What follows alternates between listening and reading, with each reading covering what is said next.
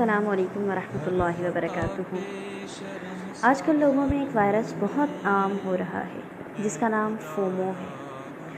کیا آپ جانتے ہیں what is FOMO? Fear of missing out. آج کل معاشرہ ایک عجیب و غریب دوڑ کا شکار ہے۔ ہر شخص دوسرے سے آگے نکل جانے کی خواہش میں ہے۔ اس کے پاس اچھا فون ہے، اس کے پاس اچھی گاڑی ہے، اس کے پاس مہنگے جوتے ہیں، فلاں برانڈڈ کپڑے پہنتا ہے یا پہنتی ہے۔ ہم نے اس سوچ میں اپنے آپ کو تباہ کر لیا ہے۔ پھر ہم یہ سوچتے ہیں کہ میری جس طرح کی گیدرنگ ہے، اگر میں وہاں پر سادگی کے ساتھ جاؤں گا یا جاؤں گی، میرا لباس برانڈڈ نہیں ہے، میرے جوتے برانڈڈ نہیں ہیں، میرے پاس اچھی واچ نہیں ہے، مہنگا فون نہیں ہے، تو لوگ میرا مذاق اڑائیں گے۔ میں تو معاشرے کی اس دوڑ سے پیچھے رہ جاؤں گا یا رہ جاؤں گی، میں تو مسنگ آؤٹ ہو جاؤں گی۔ اس سوچ نے ہم کو آج تباہی کے دہانے پر لا کر کھڑا کر دیا ہے۔ اگر ہم اپنے پیرنٹس کی کفالت میں ہیں تو ہم اپنے پیرنٹس کو اتنا پریشان کر دیتے ہیں ان چیزوں کے لیے کہ ہم نے لازمی یہ چیزیں چاہیے ہی چاہیے۔ اگر ہم خود کفیل ہیں تو ہم نے اپنے آپ کو ان خواہشات کی تکمیل کے لیے اتنا زیادہ تھکا لیا ہے کہ ہماری زندگی کا ایک بہت بڑا حصہ صرف اور صرف اپنی خواہشات کی تکمیل پر صرف ہو رہا ہے۔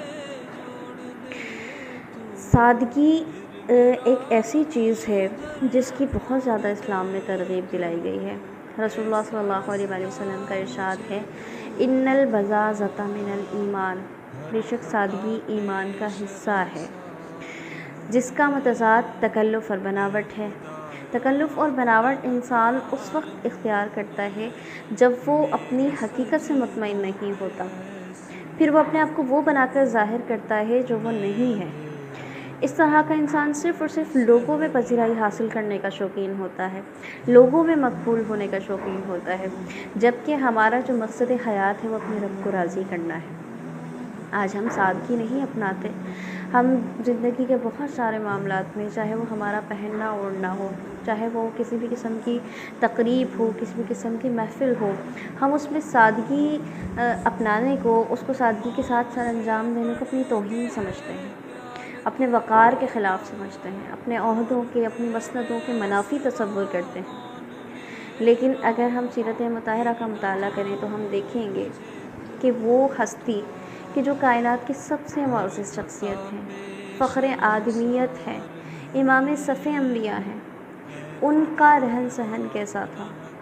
ان کا رہن سہن سادہ تھا، ان کی غذا سادہ تھی، ان کا لباس سادہ ہوتا تھا، ان کا مسکن سادہ تھا، اور انہوں نے کائنات کی سب سے معزز شخصیت ہونے کے باوجود، بادشاہوں کے بادشاہ ہونے کے باوجود، تمام شاہوں کے شاہ، تمام سرداروں کے سردار ہونے کے باوجود فرما دیا، وَمَا أَنَا مِنَ الْمُتَكَلِّفِينَ، میں بناوٹ سے کام لینے والوں میں سے نہیں ہوں۔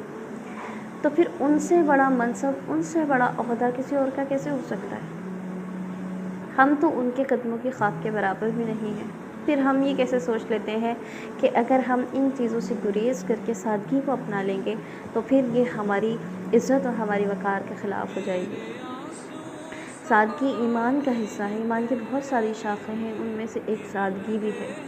اگر ہم سادگی کو اپنائیں گے تو اس میں کسی بھی قسم کی شرم محسوس کرنے کی ضرورت نہیں ہے، بلکہ یہ دین کا حصہ ہے۔ ہمیں نبی کریم صلی اللہ علیہ وآلہ وسلم کے احکامات پر عمل کرتے ہوئے سادگی کو اپنانا چاہیے۔ یہ جو خوف ہمارے دلوں میں بیٹھا ہوا ہے کہ اگر ہم ٹرینڈز کو فالو نہیں کریں گے تو ہم مسنگ آؤٹ ہو جائیں گے، ایسا نہیں ہے۔ دنیا اور آخرت کی کامیابی کس چیز میں ہے؟